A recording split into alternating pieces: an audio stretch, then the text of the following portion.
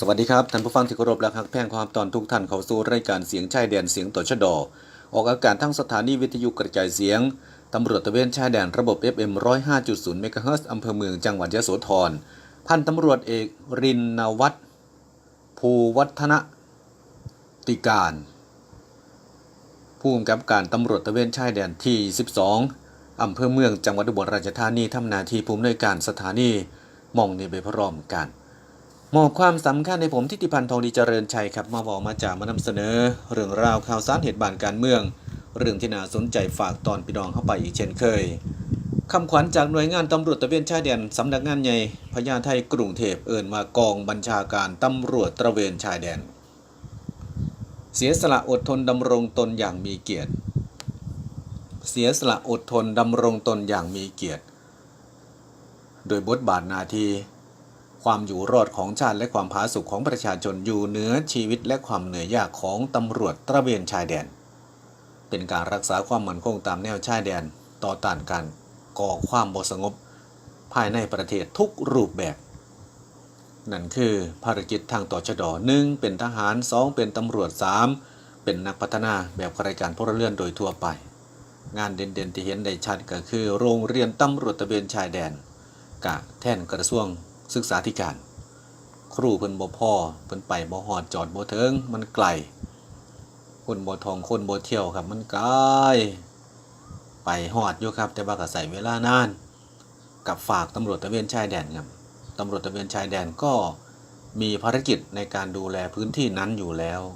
การที่เป็นครูสอนก็ไม่ได้ยากลำบากแต่ประการใดแต่วันนี้นักเรียนที่เติบโตจากสายงานจากโรงเรียนจากเบ้าหลอมจากครูตำรวจตระเวนชายแดนสามารถที่จะเรียนจบป.ตรีป.โทป.เอกนะครับอยู่ในหน่วยงานต่างๆกันหลายอีกคนกลุ่มหนึ่งก็มุ่งหน้ามาสอบเป็นตำรวจตระเวนชายแดนในนามของครูคฤทายาทจบจากโรงเรียนตชด.นะครับกลับมาสอบครูคฤทายาทสายเลือดจากตชด.กลับมาสอนบ้านเจ้าของอีกคือเก่านั่นคือหนึ่งในโครงการสมเด็จพระเทพนะครับที่มอบให้โรงเรียนตำรวจตระเวนชายแดนได้ดำเนินการทุกมือนี่ก็มีแต่ครูคฤทายาทมีแต่ศิษย์เก่าโรงเรียนตชด.นะครับกลับบ้านพัฒนาถิ่นพัฒนาบ้านเกิดเมืองนอนเจ้าของนะครับสำนึกรักในบ้านเกิดเป็นอีกหนึ่งโครงการในพระราชดำริสมเด็จพระเทพรัตนราชสุดาสยามบรมราชกุมารีที่มอบให้โรงเรียนตำรวจตระเวนชายแดนได้ดำเนินการอันนั้นก็แทนกระทรวงศึกษาธิการนะครับส่วนกระทรวงสาธารณสุขเขาก็มีสุขสาราพระราชทานคำว่าสุขสารากาบ้านเฮาบ่ค่อยได้ใส่กันแล้วครับคู่มือนี่แต่ว่าทางแนวชายแดนเฮาก็ยังมีอยู่ยังได้เป็นที่พึ่งพาอาศัยกันอยู่ครับโดยหมอนะครับโดยหมอโดยเสนารักษ์จากทางตชด.เฮาโดยหน่วยแพทย์แต่ก่อนเฮาก็มีแพทย์พอสวเอาหุ่นจักในนามของแพทย์กระเป๋าเขียวหมอสมเด็จยานะครับแพทย์สมเด็จยาคู่มือนี่ก็ยังคงดำรงไว้อยู่ครับยังมีโครงการออกไปรักษาอย่างต่อเนื่องอยู่แพทย์พอสวก็ขออนุญาตนำมาเล่าสู่กันฟังถ้าพูดถึงตำรวจตระเวนชายแดนเฮาล่ะครับก็เป็นตำรวจผู้ที่ปฏิบัติหน้าที่เป็นกำลังเสริม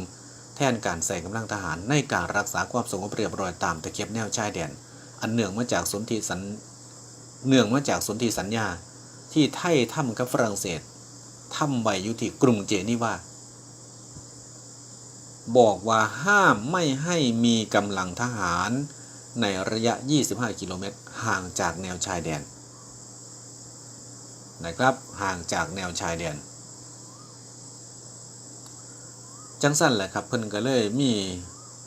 วัตถุประสงค์ในการจัดตั้งตำรวจตระเวนชายแดนขึ้นมา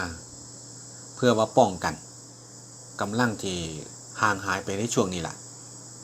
แต่ความเป็นจริงในระยะ25กิโลเมตรนี่ก็บ่อึดแต่ผู้อยู่แหละครับผมตำรวจตระเวนชายแดนเฮาก็ยังอยู่ในแนวหน้าอาสาสมัครทหารพรานนะครับชุดรักษาความปลอดภัยหมู่บ้านเจ้าหน้าที่ทหารนะครับเพิ่นก็ยังอยู่แต่ว่าก็อยู่เป็นแบ็คอยู่ด้านหลังเฮาเป็นแบ็คกราวด์ให้มีเหตุเดือดร้อนแนวใดเพิ่นก็ไปมาหาสู่กันแป๊บเดียวนะครับถึงแล้วนี่ครับคือภารกิจหนึ่งครับที่ทางตำรวจตระเวนชายแดนเฮาได้ดำเนินการมาแต่ปี 2494นะครับประจำการ 2494เป็นกองกำลังกึ่งทหารนะครับตำรวจตระเวนชายแดนนะครับ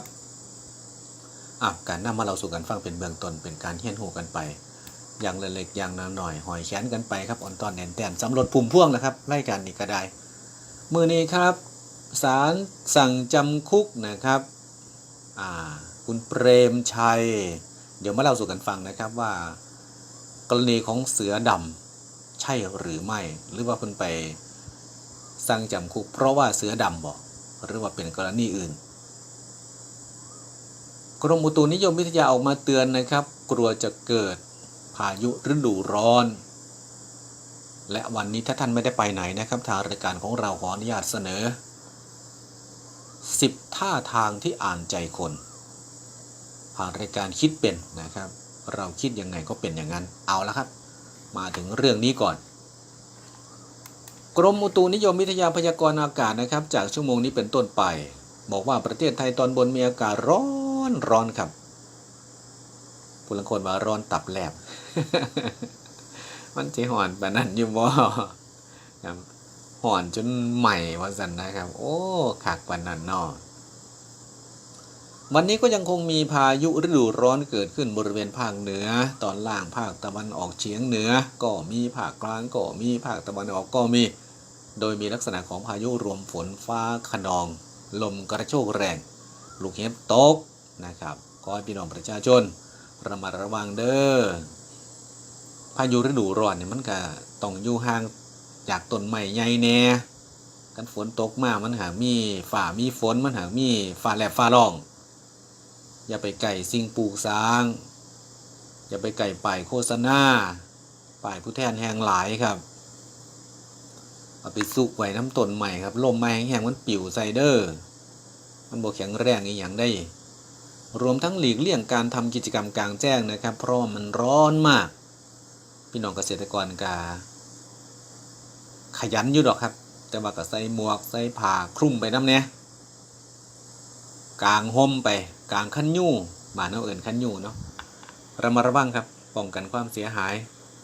ทั้งด้านผลผลิตทั้งด้านการเกษตรเป็นน้ำแหนมมันแห่งหาน้ำยากอยู่ครับการที่เป็นแบบนี้เพิ่นก็บอกว่าความกดอากาศต่ำเนื่องจากความร้อนมันมาปกคลุมประเทศไทยประกอบกับคลื่นลมกระแสลมพัดมาพูนล่ะครับบอกยังไงว่าความร้อนมันก็ละอายขึ้นไปเนาะมันก็ละเฮ้ยขึ้นไปสู่ฟ้าครับ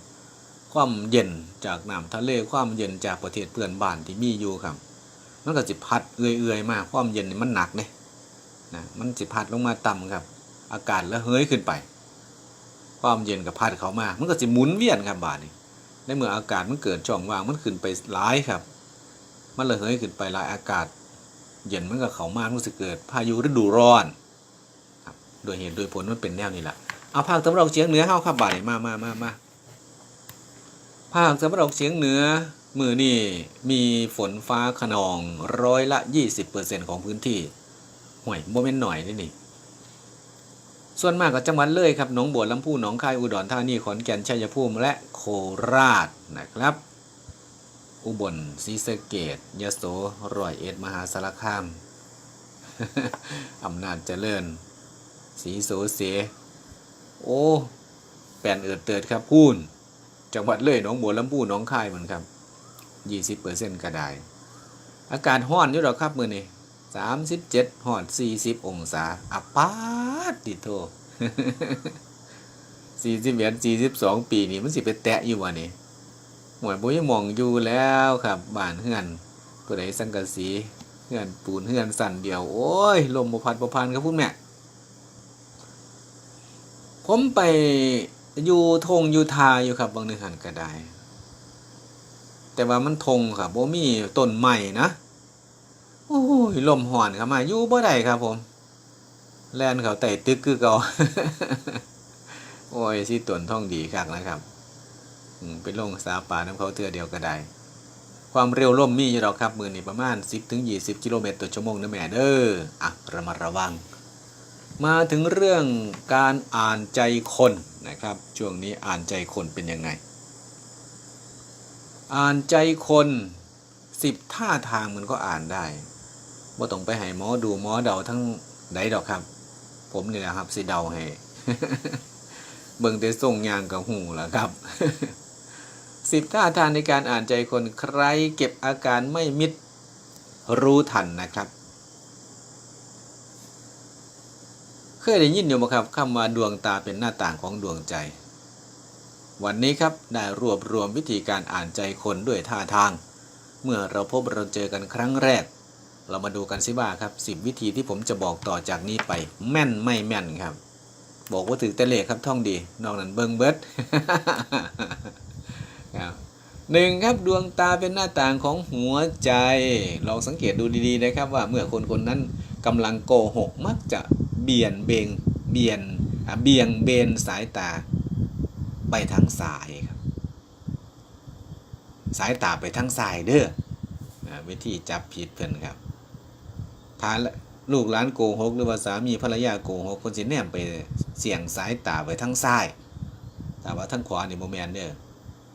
เห็นไหมล่ะครับมันบอกได้ถึงขนาดนั้นนะครับ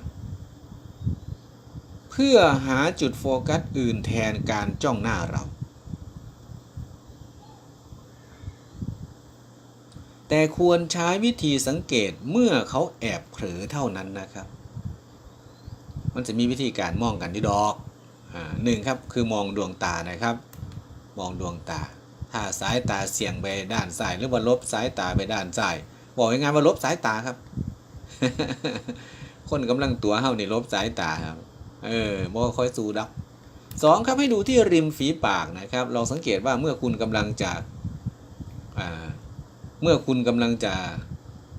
ด่ากันจะเถียงกันครับเป็นยังไงครับมีอาการประหม่าไหมมีปัญหาเรื่องความรู้สึกไหมมีความกังวลใจไหมครับริมฝีปากนี้ก็บอกได้นะครับครับเห็นไหมล่ะฮะนี่คือส่วนหนึ่งนะครับ3ครับก็คือดูใบหน้านี่บอกความสนใจเลยหมอเก่งๆครับหมอดูเก่งๆนี่เบิ่งหน้าก็ฮู้แหละว่าทุกข์ใจเรื่องหยังเมื่อคุณจ้องมองหน้าเขาแล้วครับเขามีอาการพยักหน้าขยับคิ้วหรือว่าทำตากว้างแสดงว่าคนนั้นให้ความสนใจเราฟังเราแต่หากเขามีปฏิกิริยาใดนั่นแสดงว่าเขาไม่ได้ให้ความสนใจเราเลยบ่ได้มองตาบ่ได้พยักหน้าบ่ได้ซบตาแล้วผู้เว้าก็เว้าไปเลื่อนๆลอยๆไปครับโกหกไปวันๆ3มาดูเรื่องจมูกครับจมูกนี่บอกความรู้สึกได้นะห่วยเบิ่งคักปานนั้นบ่อันพี่ท่องดีเอาก็เบิ่งล่ะเนาะขณะที่อยู่ด้วยกันครับเมื่อคุณกำลังทำสิ่งใดก็แล้วแต่นะแล้วเขาเอามือบีบจมูกหรือว่าหลับตานั่นแสดงให้เห็นว่าเขาไม่ได้มีความสุขกับสิ่งที่คุณทำหรือว่ากับสิ่งที่คุณพูดไม่ได้แสดงยินดียินร้ายอะไรเลยครับถ้าเป็นคนแบบนี้โกหกเขาเปลี่ยนใจแล้วนะครับไม่ต้องไปสนใจไปคุยกับคนอื่นครับจับผิดได้นะเห็นบ่ล่ะครับปฏิกิริยาเรานี่ครับนะ10ท่าทางอ่านใจคนนะครับมาถึงเรื่องจมูกแล้วนะสิว่าแค่ขี้หมูบ่ครับนึกจังไดโอ้ก็บ่ถึงขนาดนั้นหรอกครับเอามือมาบีบจมูกเอามือมานั่นนี่นะครับแนมตาไปทางอื่นพุ่นน่ะต่อมาให้ดูที่นิ้วมือครับนิ้วมือนี้เขาก็บอกว่าบอกอารมณ์ได้ท่านสังเกตดูนะครับว่านิ้วมือของเขาเนี่ยมีลักษณะเหมือนปาดน้ำตามาหรือมีการจับที่ดวงตาบ่อยๆนั่นแสดงให้รู้ว่าเขากำลังโกหกอะไรบางอย่างกับคุณนะนิ้วมือเห็นบ่ครับเวลาเขาคุยนั่นเพิ่นจะปาดคล้ายๆว่าปาดน้ำตานะเสร็จอยู่แถวนั่นแหละ เอาหลังมือเสร็จอยู่แถวตาหั่นล่ะครับเขากำลังโกหกเราอะไรสักอย่างหนึ่งนะครับนี่โอ้ดีเนาะต่อไปครับจับมือครับถ้ามีโอกาสจับมือ อันนี้ยิ่งดีเลยครับบอกอารมณ์ได้เลยเพราะการจับมือนั้นจะบอกได้ถึงความรู้สึกว่าห่างเหินหรือว่าสนิทสนมเช่นหากเราเดินเข้าไปจับมือเขาแบบหลวมๆแสดงให้เห็นว่าเขารู้สึกห่างเหินออกไปแล้วไม่ได้สนิทสนมเราเหมือนเดิมแล้วครับเตรียมเปลี่ยนใจได้เลยแต่ก่อนเนี่ยโอ้นะครับจับมือสิแคนกอดล้มๆได้แสดงดีมากครับแต่ว่าพักหลังมาเนี่ยบ่ค่อยเต็มใจครับผมอันนี้ใช่เลยนะครับต่อไปครับมือก็บอกเสน่ห์ได้เหมือนกันนะครับมือนี่คนนั้นมีเสน่ห์คนนั้นชอบเราหรือไม่นะฮะให้ดูที่มือก็ได้นะครับสังเกตว่ามือเขาเนี่ยให้สังเกตว่าเขากำลังจับสิ่งเล็กๆอยู่หรือไม่นี่อย่างนบันเนาะหากเขาพยายามหาสิ่งเล็กๆมาถือมาจับไว้แสดงว่าเขาอาจจะสนใจคุณเข้าให้แล้วครับจำได้บ่ครับผู้บ่าวผู้สาวเพิ่นเอาไม้มาเคลียร์ดินนะเวลาคุยกันผมสังเกตอยู่เด้ คนหักกันคนชอบกันเนาะครับถือดอกไม้หรือว่าถือไม้ถือหยังจักอย่างหนึ่งนี่แหละครับเคลียร์ขี้ดินแมนความเพลินตัวละครับมือนี้ก็บอกเสน่ห์ได้ว่าเขาชอบเราแล้วนะครับอาจจะทักอาจจะถือกิ่งใหม่ดอกใหม่ยังจักอย่างนึงเลยครับถ้าเห็นการกางฝ่ามือนี้ก็บอกความจริงใจได้เหมือนกันนะฝ่ามือเฮาก็ธรรมดาเนาะแต่ว่ากางนะครับกางฝ่ามือให้ลองสังเกตที่ฝ่ามือนะครับหากกางฝ่ามือแสดงว่าเขาพูดความจริงการที่มีท่าทางนะการที่มีท่าทางประกอบบนว่ากำมือบนว่าอันนี้เบิ่งในการพายมือออกมาแล้วครับเขากางมือนะบนว่ากำปั่นบนว่าเสียงหรือว่ากอดหน้าเอิกหรือว่าเอามือไปไขว่หลังไว้ครับเวลาเขาคุยกันนะให้สังเกตมองนี่แหละครับขอบคุณหลายๆครับนั่นคือเรื่องราวที่น่าสนใจครับให้สังเกตว่าท่าทางแบบนี้อาการแบบนี้เขารู้สึกอย่างไรกับเราก็เตรียมตัวรับสถานการณ์ ก็ไม่ได้สนใจเฮ้าครับคนเป็นคนแบบนี้และยังโกหกหน้าตายอีกด้วยครับการนั่งคุยหางคุยขานี่ก็แมนเด้อครับเด้อเห็นหมดแล้วครับระมัดระวังเด้ออันนี้ให้ข้อคิดไปเลยเด้ผู้บ่าวผู้สาวระมัดระวังไว้ครับบ้านนี้ครับตอนฮักกันนี่ก็แมนอยู่พี่ต้องดีตอนฮักกันนี่โอ้ยแมนปั่นหยังมาสั่นนะครับปิดแล้วสิ่งบดีทั้งหลายกับปิดไว้สั่นละครับพอได้อยู่น้ำกันพอได้ตกลงปลงใจว่าฮักกันครับบ้านนี้ห่วย เห็นขี่พื้นกันเบิร์ดแล้วก็ให้เป็นเหมือนตอนที่เราเป็นหนุ่มเป็นสาวนะครับเขาจะได้หักกันไปนานๆการที่เขาได้มาอยู่น้ำกันการที่เขาได้หักกันแพ่งกันมันเป็นเรื่องบังเอิญนะครับมันเป็นโชควาสนาพลาทรงอยู่ได้คนอยู่ระยองนะครับคนอยู่ภาคเหนือก็ยังมาพอคนอีสานอยู่ได้เดี๋ยวมาแต่งงานกันอยู่คนอยู่ต่างหมู่บ้านขี่รถผ่านเทื่อเดียวเท่านั้นแหละครับโอ้ยหมักน้ำหอดบาทเลย เห็นแบบเห็นแต่ตั้งหลังกับแมนแหละเนี่ยผู้หลังคนหวาครับขอบคุณหลายๆครับจากท่ารายการเสียงชายแดนเสียงตจดครับคุณแม่นำมาเล่าสู่กันฟังครับในช่วงนี้ FM 105ตจดจังหวัดยโสธรนะครับผมทิติพันธ์ทองดีเจริญชัยรายงานตัวครับมาถึงอีกเรื่องครับก็คือศาลยกฟ้องล่าเสือดำยกฟ้องล่าเสือดำครับแต่เปรมชัยยังติดคุก16เดือนอยู่นะครับศาลสั่งจำคุกเปรมชัย16เดือนแต่ยกฟ้องคดีเก็บของป่าล่าเสือดำเรื่องราวเป็นยังไงครับยกฟ้องแล้วทำไมยังได้ติดคุกอยู่ศาลจังหวัดทองผาภูมิสั่งจำคุกเปรมชัย16เดือนผิดพรบ1อาวุธปืนสนับสนุนให้ผู้อื่นล่าสัตว์ป่า2นะเนาะและร่วมกันมีซากสัตว์ป่า3นะครับกัดสัตว์ป่าในที่นี้วงเล็บไก่ป่ายังไม่ถึงเสือดำนะครับแต่ไปยกฟ้องข้อหาลักลอบฆ่าเสือด และก็เก็บของป่าวันนี้ครับที่ศาลกลางที่ศาลจังหวัดทองผาภูมิจังหวัดกาญจนบุรีก็มีการนัดอ่านคำพิพากษาตัดสินคดีลักลอบล่าเสือดำในเขตรักษาพันธุ์สัตว์ป่าทุ่งใหญ่นเรศวรที่มีนายเปรมชัยกนสูตรประธานบริษัทนี่แหละครับและก็พวกอีก4คนเป็นจำเลยว่าเป็นจริงกาเพิ่นในนามของประธานบริษัทอิตาเลียนไทยดีเวลลอปเมนต์จำกัดนะครับล่าสุดครับศาลพิพากษาสั่งจำคุก16 เดือนครับ 1. มีความผิดพรบอาวุธปืน 2. สนับสนุนให้ผู้อื่นล่าสัตว์ป่า 3. ร่วมกันมีซากสัตว์ป่าวงเล็บซากสัตว์ป่าตัวไหนคือไก่ป่าแล้วก็ให้ยกฟ้องข้อหาลักลอบล่าเสือดำและก็เก็บของป่ายืนยันไหมครับยืนยันไหมครับหลังจากที่อัยการโจทก์และก็ทนายจำเลยยื่นแถลงปิดคดีเรียบร้อยโดยคดีนี้ใช้เวลาไตร่สวนจนศาลชั้นต้นพิพากษา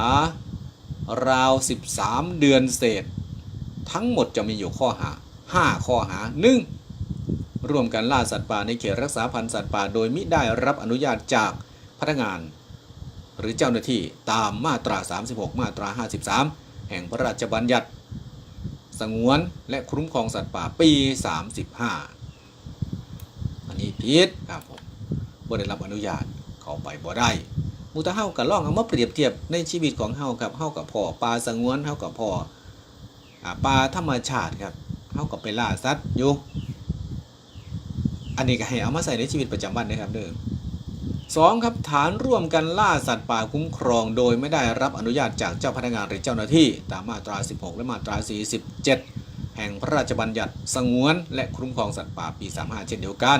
3ร่วมกันมีไว้ในครอบครองซึ่งซากของสัตว์ป่าคุ้มครองโดยมิได้รับอนุญาตจากเจ้าพนักงานหรือเจ้าหน้าที่นะครับอันนี้ก็ปี35คือกันเอาก็สิมีซากสัตว์ไว้ก็สิไปมันก็สิย่างไปมันก็สิตายเป็นมันก็สิตายเองเป็นซั่นบ่หรือว่ามีผู้อื่นไปฆ่าไว้แล้วไปครอบครองซั่นบ่บัดคือจังไดครับเจ้าของหรือว่ากลุ่มนี่ก็สิบ่ได้ไปยิงเองฆ่าเองซั่นบ่คือจังได๋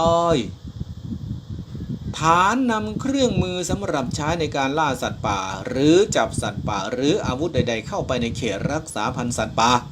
โดยไม่ได้รับอนุญาตจากพนักงานเจ้าหน้าที่ตามกฎกระทรวงนี่มีมาครับแห่งพระราชบัญญัติคุ้มครองสัตว์ป่าปี35คือกันและข้อ5ครับฐานร่วมกันเก็บหาของป่าในเขตป่าสงวนแห่งชาติโดยไม่ได้รับอนุญาตจากพนักงานเจ้าหน้าที่ตามมาตรา14แห่งพระราชบัญญัติป่าสงวนแห่งชาติปี07ครับท่านอันนี้ก็ให้พึงระวังไว้นะครับบ้านเฮาในป่าสงวนบ่มีหลายอยู่เด้ครับถ้าท่านไปหาของป่าก็เป็นจริงแหละครับต้องได้รับอนุญาตด้วยเนาะครับหาของป่าเนี่ยร่วมทั้งเก็บเห็ดอยู่บ่ หาหน่อไม้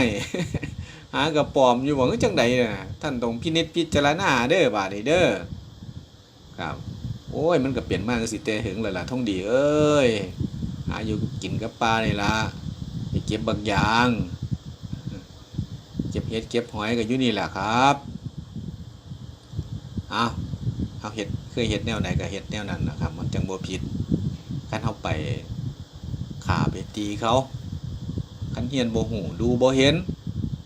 มันก็สิเป็นกรณีนี่แหละนะครับครับขอบคุณหลายๆครับนั่นคือเรื่องราวที่นำมาเล่าสู่กันฟังผ่านรายการเสียงชายแดนเสียงตชดครับผมเพิ่นได้ติดคุก16 เดือนก็16 เดือนเนาะแต่ว่าบ่ได้เกี่ยวกับอันเสือดำเด้ครับไปเกี่ยวกับอาวุธปืนไปเกี่ยวกับการสนับสนุนให้ผู้อื่นไปล่าสัตว์ไปเกี่ยวกับการมีซากสัตว์ป่าคือไก่ป่าพุ่นเด้อันเสือดำนี่ยกฟ้องข้อหาลักลอบล่าเสือดำแล้วก็ไปเก็บของป่านะครับ